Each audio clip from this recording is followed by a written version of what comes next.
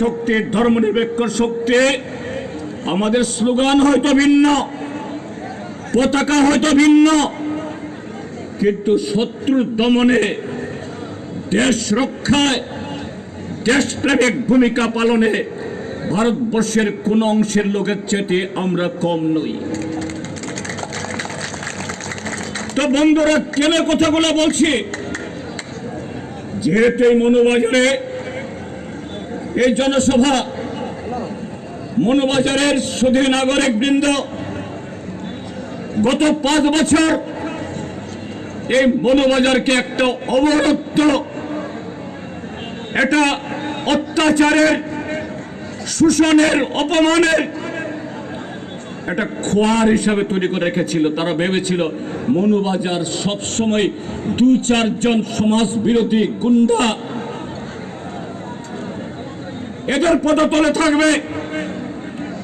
তারা যখন খুশি তখন সকাল, দুপুর, রাতে, বিরতে তারা যা চাইবে তারা করবে। তারা কোনো নির্বাচিত পঞ্চায়েতের প্রধান না, সরকারের মনোনীত কোনো প্রতিনিধি না, সাংবিধানিক কোনো ক্ষমতার অধিকারী না। গত 5 বছর আমরা কি দেখেছি? এই মনোবাজারে ব্যবসায়ী বহু পরিশ্রম করে জমি বন্ধক দিয়ে, ব্যাংক থেকে ঋণ নিয়ে, স্ত্রী কন্যার গয়না বন্ধক দিয়ে দোকান সাজিয়েছেন,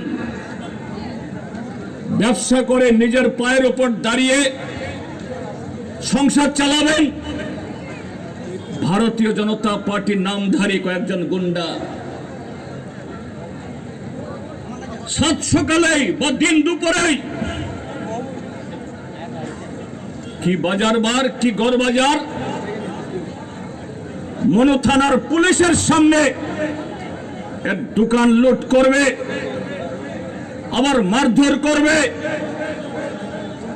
তার বিরুদ্ধে কোনো এফআইআর করে থানা এফআইআর রাখতে পারে না। বলা হয়েছে আমরা ত্রিপুরার অর্থনীতিকে বৃহত্তর হিসেবে গড়ে তুলব। कैसे? ये क्या वायदा है बृंदा जी? आप तो बहुत अच्छी तरह से आपको मालूम है। আমরা ত্রিপুরার অর্থনীতিকে বৃহত্তর হিসেবে গড়ে তুলব। इसका क्या माने क्या है? আবার প্রতারণা, আবার মিথ্যে কথা। অনুকূল চন্দ্র, কারণ কেন ঠাকুর দেবদার নাম এখন আনছি কেন? ওই অনুকূল চন্দ্র আশ্রমে কুলাইতে বিজেপির বন্ধুরা ঢুকে মূর্তি টুর্তি ভেঙে গুড়িয়ে দিয়েছে, তাপ করেছে। অমিত শাহ গিয়ে দেওঘরে গিয়ে বসে রয়েছে। এখানে অনুকূল চন্দ্র যারা শিষ্যরা আছেন তাদের কাছে একটা বার্তা দেওয়ার জন্য। অনুকূল চন্দ্র ক্যান্টিন কটা হবে, কোথায় হবে, কিভাবে 5 টাকা প্রতি দরে দিনবে 3 বার ভর্তুকিযুক্ত রান্না করে খাওয়াবে, ত্রিপুরাতে কোথায় কোথায় হবে, কোনো তার উল্লেখ নেই। এই সব আবার নতুন ভাবে আবার প্রতারণার একটা দলিল এখানে পেশ করা হয়েছে।